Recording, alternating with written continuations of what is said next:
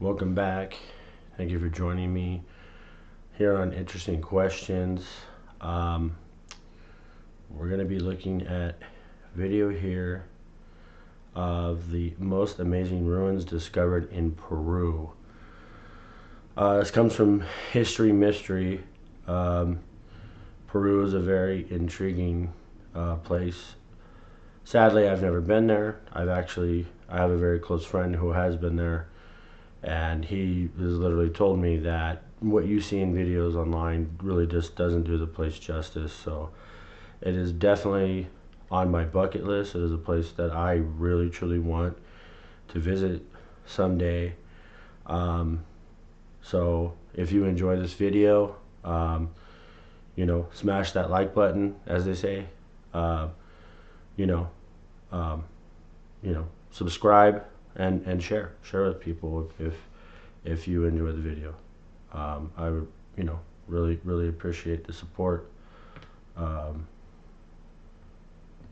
So let's go ahead and let's get to the video. Machu Picchu, unquestionably one of the most recognizable ancient ruins on Earth. It is a place that is found high on countless astute explorers' bucket lists, and for good reason. Placed far away from modern civilization. See, it says bucket list, and I definitely on my bucket list. Requiring a 10-hour trek along the Inca Trail to reach. However, when one arrives at the site, they are rewarded with an astonishing array of ancient feats of engineering. There are many anomalous characteristics of this pre-Incan site, which, although ignored by academia, we intend to explore here on our channel. One of these peculiar and as yet unexplained features is the Temple of Three Windows. Located west of the main square, this sacred temple, formed with the use of gigantic megalithic blocks, is adorned with three still existing trapezoidal-shaped windows, aligned with the path of the sun, allowing its rays to pass through them at differing times of the day, brightly illuminating the sacred plaza beyond. It is one of the many inexplicable features of Machu Picchu, and indeed pre-Incan Peru, which laughs in the face of currently attested academic theory. And I mean, look at the people there, and then look at the size of those stones. And I know Machu Picchu is at a very high elevation, so the atmosphere is a lot thinner.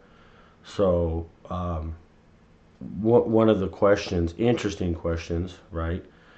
How did people haul these blocks up to these areas to build these ruins?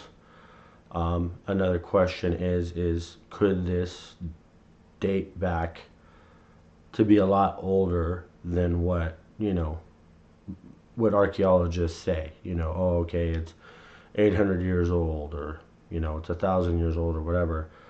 A lot of people might think that it's something that's like pre-flood, that could be over 10,000 years old, because these structures are like, they're all over the planet. These monoliths, they're very unusual. its attempts to explain how such sites were initially built. Most funded archaeologists claim Machu Picchu was constructed as an estate for an Incan emperor known as Pachacuti between 1438 to 1472. However, we disagree with this claim due to the exquisite nature of the site's construction, the clearly advanced levels of architecture, specifically but not exclusively pertaining to its complex irrigation, sanitation, and drainage systems, and indeed the precision displayed with the use of such enormous multi-ton stones. These ancient megaliths were not only somehow carried to the tops of these mountaintop fortresses, but as the Temple of the Three Windows clearly displays, masterfully cut to form the windows, accomplishing such a refined finish to their surfaces that to claim they were chiseled out using primitive tools we find not to be a viable or indeed logical conjecture. It is clear to us that whoever created this remarkable temple had at their disposal not only advanced highly capable transport systems, but stone-cutting tools far out of the reach of the academically claimed constructors. Furthermore, present upon the stones of the Temple of Three Windows, also visible throughout ancient Peru, are enigmatic marks left by a tool that we, the public, are yet to be informed of. Intriguingly, these marks are not only visible upon the stones within Peru, but are also in abundance at the ancient quarry within Aswan. We have in the past covered the pink granite columns found within the ancient temples of Baalbek, transported from the same quarry to Baalbek, a distance of over 1,000 miles. These columns, we hypothesize, link the temple to the ancient pyramids, and these enigmatic stone-cut marks present at Machu Picchu, we assert, connect all three. We believe that as more You know what's crazy about those markings? And you'll find them next to a broken obelisk in Egypt. It almost looks like somebody just scooped the stone, this limestone, scooped it out. Like you just took a cup and just was scooping out the stone. You know, it's crazy. Or it was tooled. There was some kind of tool that was used, like a mechanical tool, a machine or something that was grinding and digging this stone out. It doesn't really look like it was chiseled. more detailed alternative research is undertaken upon these sites, the connections between them, or more specifically, the true creators of said sites, will become apparent as the same. Both religious and evolution theories, in their current forms, stifle this truth by their very nature. Yet, thankfully, as more and more curious individuals relinquish themselves of the rigid and conformist chains of ideologies in favor of a pursuit of the truths of our Earth, the reality of history will inevitably be unraveled. Who built the Temple of Three Windows? How did they construct such an astonishing site built with such aligned precision with such enormous stones? It is undoubtedly highly compelling. We have in the past covered countless ancient anomalies found amongst the many ruins of ancient Peru. Hillside fortresses, mountaintop sanctuaries, completely self-sustaining, technologically advanced group whose ruins still contain countless as yet unexplained methods of construction and often incorporating inexplicably large megalithic blocks once quarried, carved, transported, and then somehow, seemingly effortlessly placed atop one another. Masters of architecture, irrigation, stonework, and horticulture, this group, although claimed to have been that of our far less capable recent ancestors, the Incas, built self-sustaining, earthquake-proof settlements high among the clouds. Sites often built at altitudes far higher than 2,000 meters above sea level, with these ancient, once indigenous builders also one installing simple yet incredibly effective gaps in the pathways to such sites as Machu Picchu, allowing the inhabitants to draw the bridges to the site, cutting it off from any possible invaders. Once these bridges were removed, sites such as Machu Picchu became virtually impenetrable. We have previously covered many incredible Peruvian ruins. The Intihuatán, for example, is yet another relic we recently covered here on the channel. It is yet another example of this now-lost civilization's past knowledge and extraordinary now-lost capabilities. A solar clock, precisely bored into being directly out of the bedrock of Earth, which precisely indicates the solstices. We discussed how certain characteristics of many ancient sites, most notably the apparent Mayans masonry, Incan, and Neolithic sites, such as the Stonehenge within the UK, all display a past obsession with solar precisions. Furthermore, the constructors of these sites all displayed an uncanny Earth. So they're showing Stonehenge right there. And I remember for many years, I did not know how big those stones were. Like, they are huge. And it wasn't, I mean, I had seen Stonehenge since I was a child, but it wasn't up until maybe probably about 8 or 9 years ago that I actually realized the scale and the size of those stones when people were standing next to them. They are huge. It's a really, really tall and big structure, and those stones were not. I mean, even probably by modern standards with cranes and stuff, would not be easy to move and put into those positions. Urge in particular, and undoubtedly most prominently at the site of Machu Picchu, to undergo a mammoth undertaking to create what now appears to have merely been a quirk of engineering, entwined within the architectural planning of Machu Picchu itself. It is often perceived as overkill.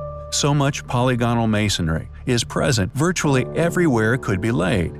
Perhaps these efforts of stoning up literally every crevasse at the site, regardless of whether it would be on public display or not, may have merely been due to a purely aesthetic obsession by a once highly capable, now lost civilization, one who must have perceived such, as yet unexplained tasks, as child's play. The incorporation of natural geological features into the sites is yet another curious characteristic of Machu Picchu, which many individuals who visit the location are perplexed by. It would appear that the ancient civilization responsible for this incredible site's existence, like a number of the other sites we have covered previously, incorporated the living rock of the mountains into the construction plans of their past sanctuaries. Rather than have simply carved them flat, many ruins display a collaboration of such natural stones into the buildings themselves. The Temple of the Condor is one of these incredible examples. A natural rock formation, which was formed millions of years ago, was spared destruction and was incorporated into the building of the site, subsequently becoming a place of worship. Many believe the temple was a pilgrimage of religious worship. The masons who manipulated the Temple of the Condor into the site skillfully shaped the rocks below the main menhir into the shape of outspread wings of a bird, largely believed to be that of a depiction of a condor in flight. According to a number of studies of the ruin, upon the floor of the temple is the Now think, one of the theories is that this was built like pre-flood, so over 10,000 years ago. So, I mean, even by today's standards, trying to replicate something like this would be extremely daunting. And I know, ancient people, even modern ancient people, didn't have distractions. They didn't have internet. They didn't have cell phones. They didn't have TV. And that's one of the arguments, is these people had nothing better to do with their time than to build structures like this. And that could be very possible. Maybe, this structure, maybe it is only 800 years old or whatever they're proclaiming. But could you imagine if it's over 10,000 years old? It must, the architecture and engineering of it it had to be from an advanced society. It couldn't have been a simple caveman, building something like this. carving of the condor's head and neck feathers, flowing up into the body, which is the natural formation we still see today. This completes the posited figure of the three-dimensional bird. The Temple of the Condor is undoubtedly one of the most spectacular examples of what these so-called pre-Incas were once capable of. Like so many other ancient sites found all over the world, shares so many characteristics with ancient Peru.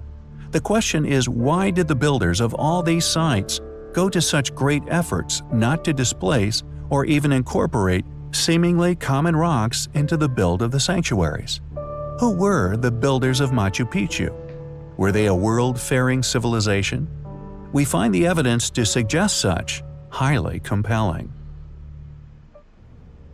We recently covered the enigmatic ancient civilization that could once be found among the tops of the mountains within northern Peru. Known as the Chachapoyas, or Cloud People, they were a race of possible ancient giants that are said to have been responsible for some of the most precariously positioned and most amazingly constructed ancient builds to be found anywhere on Earth, let alone Peru. And the most astonishing of these has to be the ancient site known as Kulap. Kulap is a little academically shared, thus little known ancient Peruvian site, located within the Peruvian mountains near the towns of Maria and Tingo, in the southern part of the region of Amazonas. According to particularly funded parties, it was built by the Chachapoyas culture a mere 1400 years ago, on a ridge overlooking the Utcubamba Valley.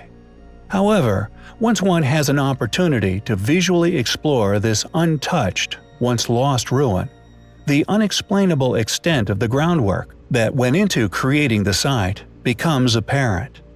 What first appears to be long brick-walled fortifications are soon realized to actually be enormous, seemingly unimaginably huge groundworks built by brick, creating multi-meter reinforced walls backfilled and leveled with earth, creating a ruin which is now what can only be seen as man-made geology.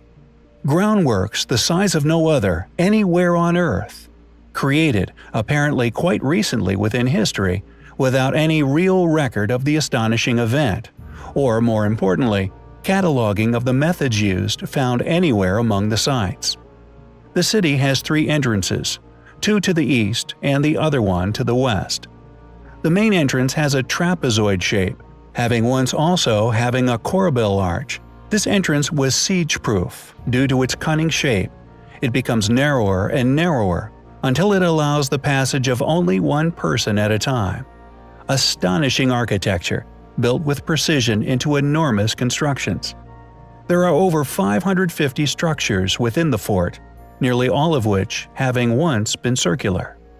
On the southwestern part of the settlement, there is a 5.5 meters high structure known as El Tintero, or Templo Mayor, Spanish for main temple.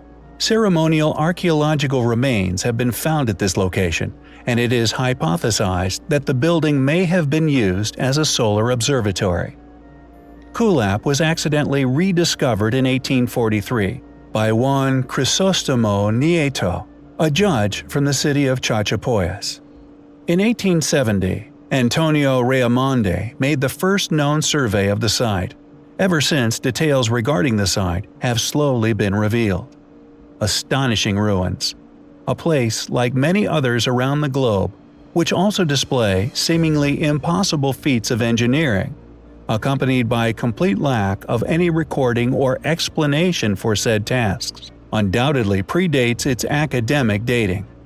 The question is, who could have built such astonishing architecture atop the largest groundworks anywhere on Earth? How did they complete such a mammoth task at such a high altitude? Perhaps one day we will find out. Although many I think the crazy thing, excuse me, about seeing something like that, is that we don't even know who built it. And in reality, I guess I don't think you can carbon date stone, because if we could, we would know exactly how old the pyramids are. So, I mean, just imagine you're the person who stumbled on that.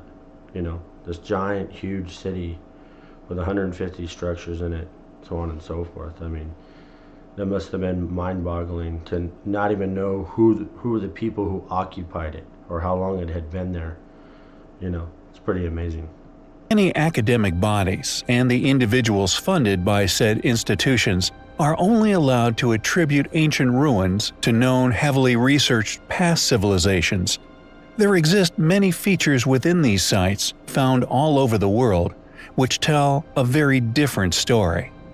Not only are they indicative of an ancient civilization far more capable than our well-studied more recent ancestors, but many of them share features within their builds, with many other sites who are separately claimed by the as-mentioned institutions as the work of completely different past civilizations, who we feel are far more likely, based on said evidence, to have been mere re-inhabitants of these sites, which allowed these civilizations to flourish adopting said features into their own cultures, and often claiming said works as their own to outside groups.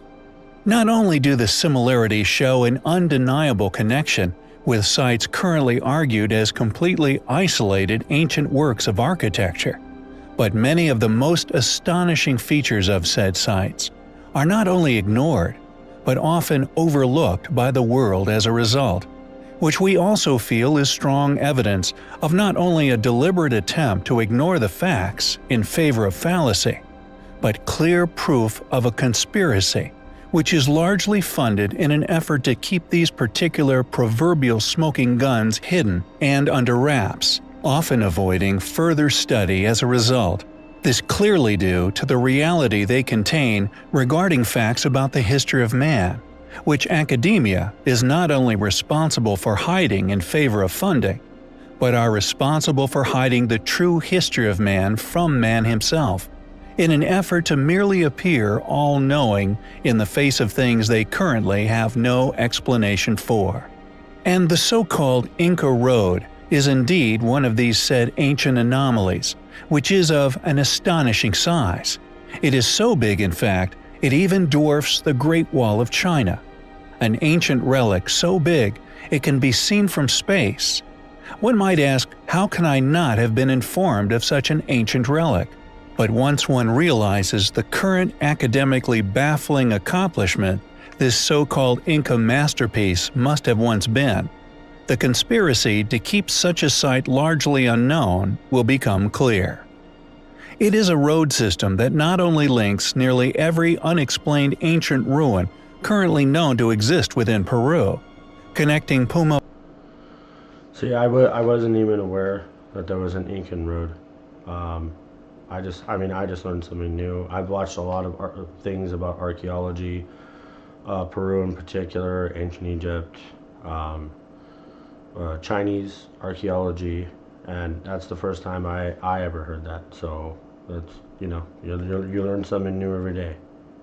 Punca, Sacsayhuaman, Machu Picchu, Ollantaytambo, along with many others. It in fact covers an incredible 25,000 miles, topping the Chinese wall by nearly 7,000 miles, going all the way through Peru, Chile, and spreading out far beyond, with bridges, tunnels seemingly carved straight through cliff faces, and even following sheer drops, once cut horizontally into near vertical rock faces, with plunging sides dropping at times thousands of meters to valleys below. We strongly believe that although the road has clearly been utilized by an unimaginably large number of travelers and has been severely eroded away nearly everywhere, the method of construction now hidden by erosion, that this surface, just like that of the roads of Pompeii, were actually formed using a now lost stone technique, now largely known as that of polygonal masonry. Not only a lost, now unexplained technique of stone building, indicative of a lost civilization and technologies, but the sheer size of the road and the features accomplished along its incredible length still provides countless unexplained features which cannot be explained as Inca. Yet not only is it and its features academically ignored, but we feel the proposition of it being an Inca relic, just like all the ancient sites we have already covered in which it connects, are far too advanced to be claimed as Incan.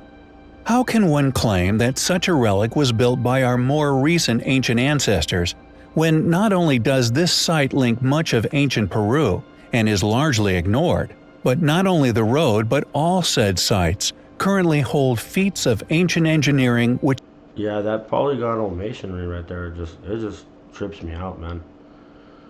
How, like us, we use precise bricks. That's how we lay bricks. It's a brick, it's a rectangle on top of other rectangular bricks. That's how you make a solid structure. I mean, this is just different stones, but like they said, there's no space in between them. They're like almost like if they're fused together. But there's no mortar. But the stones are just perfectly put together like that, and they're done, and they're all different shapes and sizes. It just blows my mind. which cannot be explained. It is clearly a feature that is indicative of a far more advanced, far more ancient civilization, which once constructed this road and the sites found along it, merely re-inhabited by our now well-studied, far more recent ancient ancestors. It is a place we find highly compelling. There are many ancient ruins that were not only beyond the capabilities of the claimed creators, but we postulate were simply re-inhabited, allowing the far more primitive and we feel far more recent inhabitants to flourish, developing these sanctuaries, often heavily fortified temples, to a point where they were able to leave their own mark upon these locations. An archaeological legacy left after the original creators of said sites were seemingly wiped out, with their own archaeological legacies simply washed away by the seas of our planet. Yeah, and that's basically like what they're saying right there.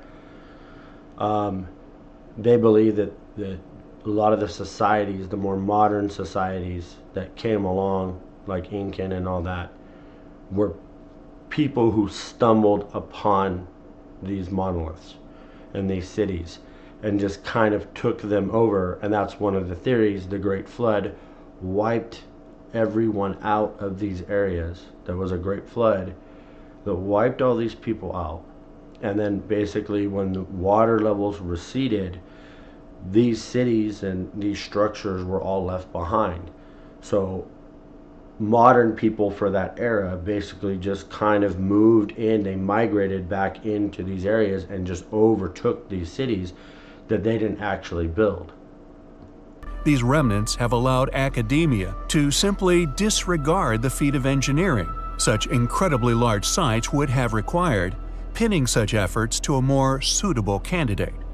After researching many such sites, backed up by the megalithic accomplishments that they still possess, one will begin to notice a pattern, an illogical and contradictory history for these groups, often invaded by a similarly capable and heavily studied group. The question is, why were a group who were apparently capable of building such a site so easily dominated by another which existed at the same era of history? One would have imagined that if they were indeed the builders of said sites, that they would have also been able to have created substantial defense systems. Yet these are invariably absent from nearly all of these sites, with just the weather-resistant megaliths, and indeed the condition of the sites most probably very similar to how they are found today. And Chan Chan is no exception. Believed to have been constructed around 850 AD, based on archaeological finds, subsequently claimed as having been constructed by the Chimu. Although this explanation for the enormous site is conveniently absent any explanation as to how this society achieved such incredible feats of ancient engineering. It became the Chamur Empire's capital city, with an estimated population of 40,000 to 60,000 people when invaded by the Inca. After the Inca captured the Chimu around 1470 AD, Chan Chan was abandoned and by 1535 AD again became a ruin of history.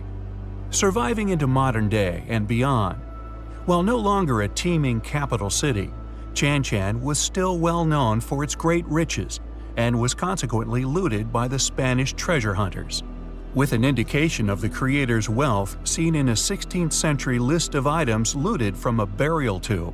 A treasure equivalent to 80,000 pesos of gold was recovered, nearly $5 million in gold. Incredibly intricate stone-cut engravings rest alongside massive fortified walls, and there is most likely many other tombs in the site, which not only predate this later re-inhabitation, but are probably also filled to the rafters with gold, an expression of these original creators' power, and again contradictory to the Chimu's claim to such a site. Furthermore, Chan Chan is in a particularly arid section of the coastal desert of northern Peru, and due to the lack of rain in this area, the major source of non-salted water, was in the form of rivers carrying surface runoff from the Andes. This runoff allowed for the control of land. So this area in Peru, Chan Chan, this is my first time hearing about this city too. So, like I said, you know, I'm learning something new. As to you guys are learning something new too. I've never heard of this city, Chan Chan, before, so it's very intriguing. And water through irrigation systems. The city of Chan Chan spanned 20 square kilometers and had a dense urban center of 6 square kilometers. This contained extravagant ciudadelas. Ciudadelas being the large architectural masterpieces which house plazas, storerooms, and burial platforms for the royals. Who were the original builders of Chan Chan? Were they, like we postulate, wiped out during a disaster? We find the evidence to suggest such highly compelling.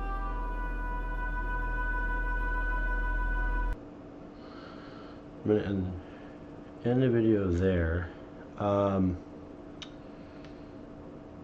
basically I'm going to give my opinions. Didn't know about Chan Chan. Was not aware of.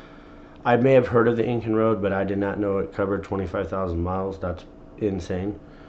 But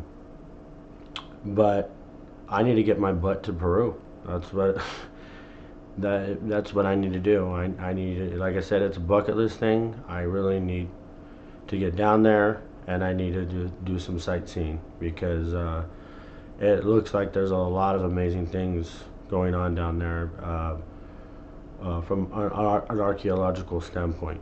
So I hope you guys enjoyed the video. You know, subscribe, please. You know, share the video with friends and smash that like button. So appreciate your guys' time, and peace.